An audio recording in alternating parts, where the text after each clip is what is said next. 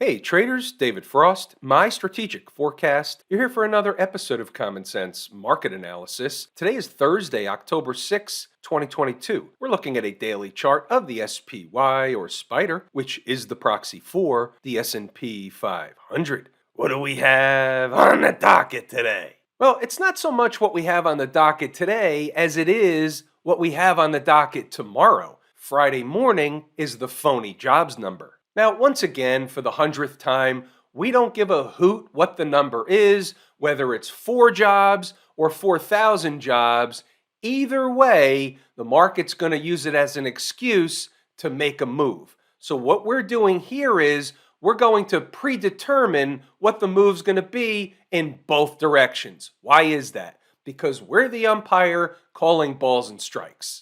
Let's start with the daily chart, see what's jumping off the page, and then we'll morph into the schematic going forward. We're going to use a number of different charts today, and we're going to take what's been transpiring in the market over the last few days as evidence of A, what likely is happening, and B, how we read the charts using a variety of different time frames.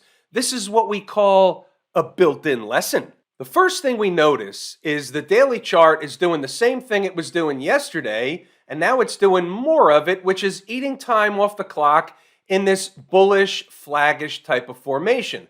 So we had this move higher, and now they're eating time off the clock underneath the 20-period moving average. So there's no change from that standpoint. Now we know they're going to move them around the Phony Jobs Number. Comes out at 8:30 a.m. Eastern Standard Time. So before the bell even rings, they're going to either be up or down, in my estimation, a lot. And a lot is, relatively speaking, a lot based on where we are on this chart. So on the downside, let's take the southern side first. We have an open gap. It seems like the obvious thing. The gap is at 366.61. Could they go lower than that? Of course they could. If they're failing, they could fail all the way. We're not saying that they're going to hit a number and bounce off. We're saying a minimum required objective on the downside if they're falling. And by the way, if they're falling, the trigger is essentially getting below the low, which is 370.95 in this bullish flaggish formation. That essentially takes the formation off the table. But wait, there's more. If they kill them on the Phony Jobs Number, it doesn't mean they're absolutely killing the tape, because we have something else that we've been talking about a couple of times already, and it's still essentially operative until it's not. So you have a move up off the lows. That's the A of the ABC situation thing. Then you have a leg down. Now, maybe yesterday's leg down was the leg down. Maybe it was, maybe it wasn't. Doesn't matter. We're just going with what are the possible schematics going forward. So let's just say we'll use the gap as a benchmark. They fill the gap. They spike into it a little bit. All of a sudden, they find their footing before or after the opening bell. Doesn't matter. Futures traders will be watching that number down at the gap. So therefore, let's just say the gap holds. This is one possible schematic. So that would be your B leg. Your C leg is above the high of the A leg, considered complete. Now, that doesn't mean they have to stop going up if they're doing that. And I'm not saying they're doing all this tomorrow morning. I'm just saying this is the possible schematic when you look at a daily chart. Could take another 2, 3, 4 days to all develop and play out. It could play out all in one shot. Either way. Also, on the downside, they don't have to stop at the gap. Keep that in mind. It doesn't have to be an ABC corrective pattern.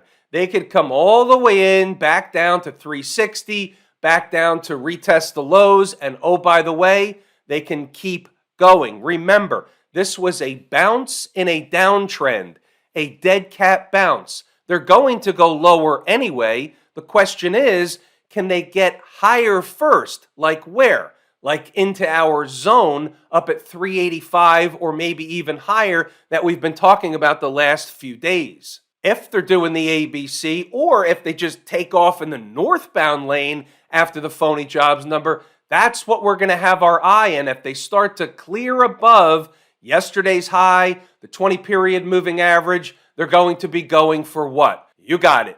385, 386, give or take. We'll kind of narrow it down in a real-time type of formation on an as-needed basis for inside the number members and beyond. So there's your daily chart schematic. Of course, the third option, which is probably the least likely, is they have another day where they just sit around where they are in a range, eating time off the clock underneath the 20-period moving average, and they keep doing the same thing they're doing.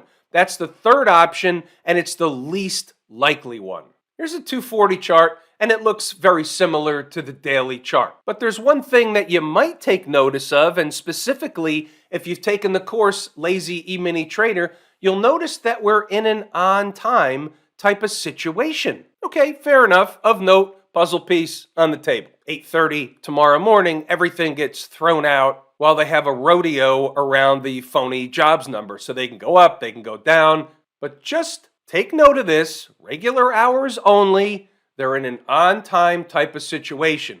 Let's say they kill them in the morning. Then they recover by the opening bell or after the opening bell. And you take a look at this chart and it shows nothing down below. And all of a sudden, they're starting to trend higher. And you'll say, hey, they were just eating time off the clock and in an on-time type of situation. And this is a maybe. We don't know. We're projecting out a little bit. But maybe they start moving higher out of this to where? Yeah, into our zone. It's possible. We're just looking around the horn, taking a look at different charts. What jumps off the page on each chart?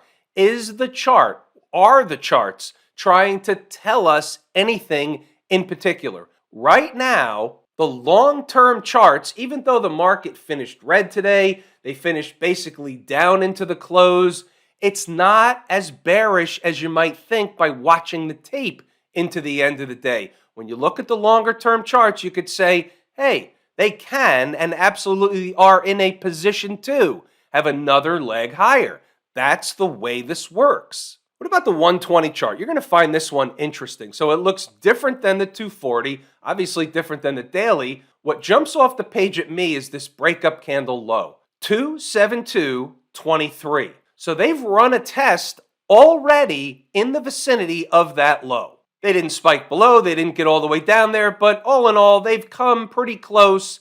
And also, we have another on-time type of situation counted more ways than one. Hourly chart looks like the 120, looks like the daily, looks like the 240. It's just stretched out so you have more candles. Keep in mind, this range, and it doesn't matter what time frame you draw it in, this is the range we're talking about.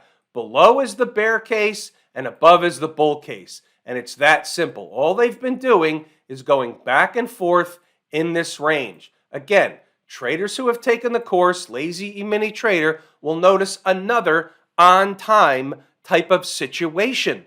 Not only in an on-time type of situation, but also with a sign and or signal of a trend change to boot. May not matter by 8:30 in the morning, but we're using this as a lesson. Remember, however, on the hourly chart, they were creating a pattern within the pattern. And that essentially was negated at the closing bell today. Anybody care to find out what it is? How about this hourly chart, breakup candle low, 373.41. They spiked it in the second to last hourly candle of the day. They tried to rally away, looked like it was going to hold, and then they came back and closed below that number in the last few minutes of the day.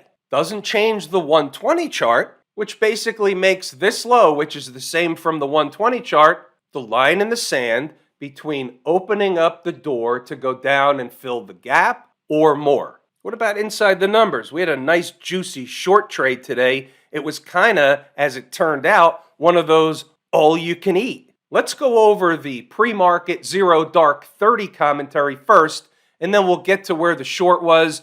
You'll get to read the commentary, double check the work, all that stuff. We'll circle back to stocks on the move. We had some action there. It was one of those days where we had something for everybody. The bulls tried to rally last night, didn't work out, and around 0 dark 30, we had red on the page. Starting with the big picture and the daily stuff, They're just running time off the clock. We already talked about that. I'm refreshing the memory when we wake up in the morning. This is the pregame warm-up routine. We start at the big picture, and then we drill it down as we get closer to the opening bell and beyond. 373.40 is going to be important today. Zero dark 30 comment, big time number, important number. We think better in pictures. Right of the vertical is today's activity.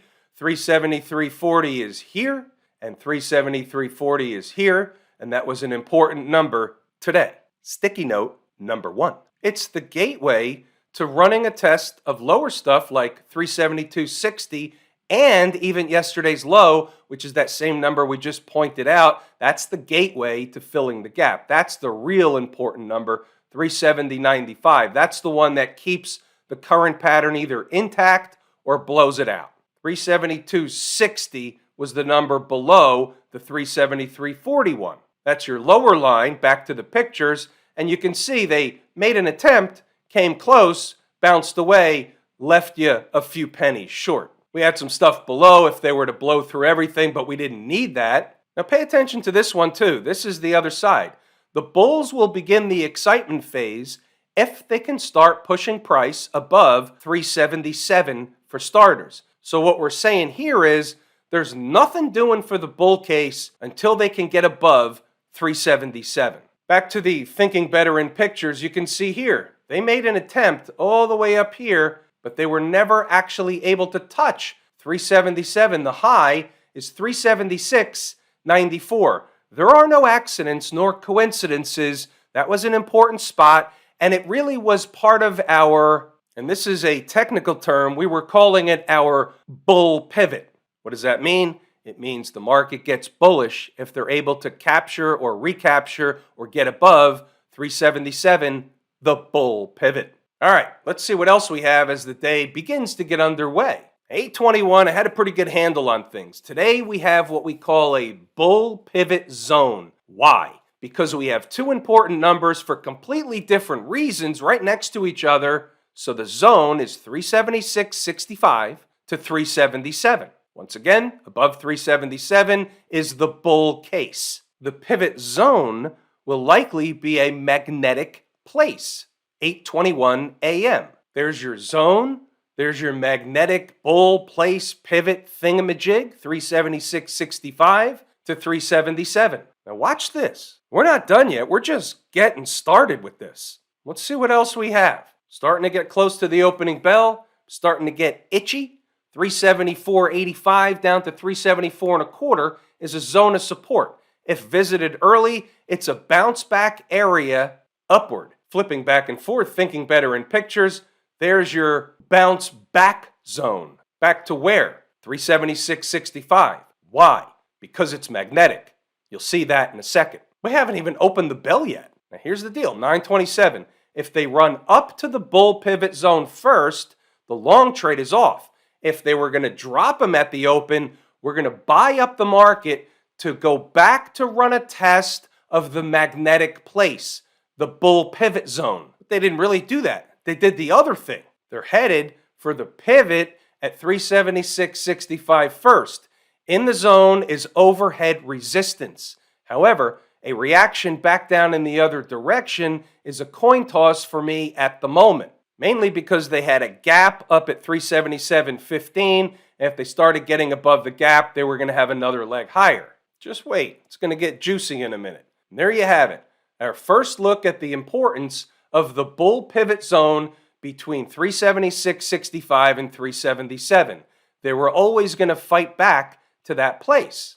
Now, by 9:40, here's what we're saying. The short for me would be at 378.50 up to 379, with a stop on candle closes above 379.50. So this is a pretty good risk-reward opportunity because you're close to risk, which means if we have to lose, we lose small and fast. Those are the ones we like. We're not going to win every trade, but we want to take the ones that have the best risk-reward setup. And here's what we're saying. It's a trade, and just that. It's not a marriage, but a scalp with potential. They start with scalps. We take some profit. We don't let it go against us, and if they drop them through the floor, we have ourselves a risk-free, emotionless trade. Here's what we're saying. They have to get there sooner than later in a hurry formation. Eating time off the clock underneath is no option.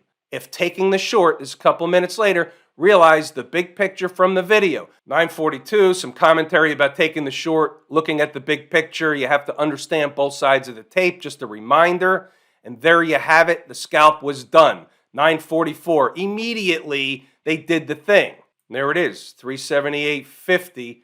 Right up here, right after the opening bell. I know I said they didn't get much higher over here, but that was later in the day. Here is where the short existed, and then look what happened.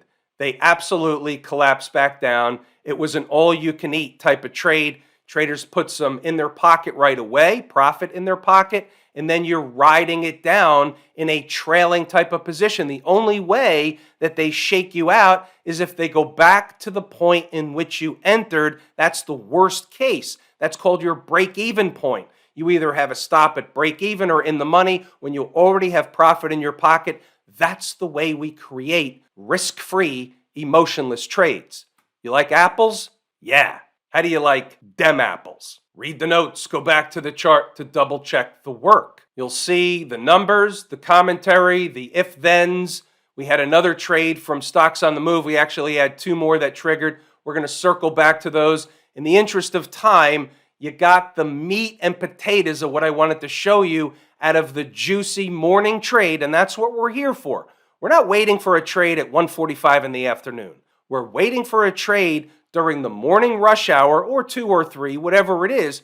We're waiting for the morning rush hour. We're waiting to see the setup. We've got the numbers that they're going to either stay above or get below and go to the next price. We've got those pretty much on the docket. Once the morning starts to get underway, we see the layout, we can tell what the range is, and the range is going to expand if they get above or below a certain thing. And that's why we can put the numbers on the board and we can give you the schematic for the entire day, usually right around the end of the morning rush. And that's why I urge you to pause the video, read the notes, go back to the chart to double check the work. 1021, this is what we're putting on the board. This is what we need to know from a bigger picture perspective. And it's still finished that way today. They have not broke this type of pattern yet. It's still a bullish flaggish pattern. They're just going back and forth, top to bottom, bottom to top in this range until they're ready to either do one of two things,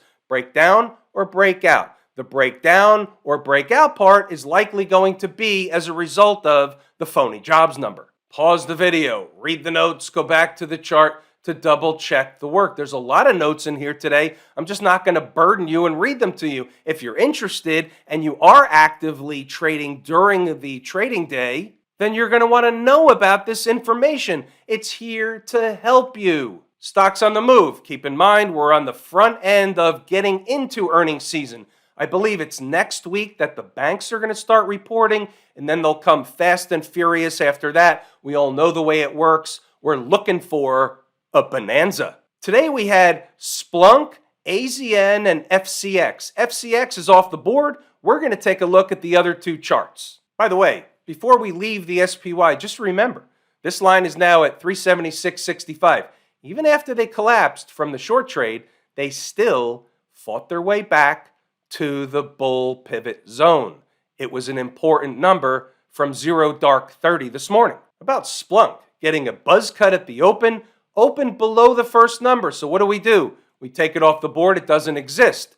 We immediately activate the second number, 78.12. They spiked it. They came up just short of the third number, 76.85. The low today was 76.91. Doesn't matter. They turned around, ripped back up in the other direction. They provided the minimum required base hit, came back for a retest and went up, but they did provide the minimum required base hit. So therefore, what do we say? You got it.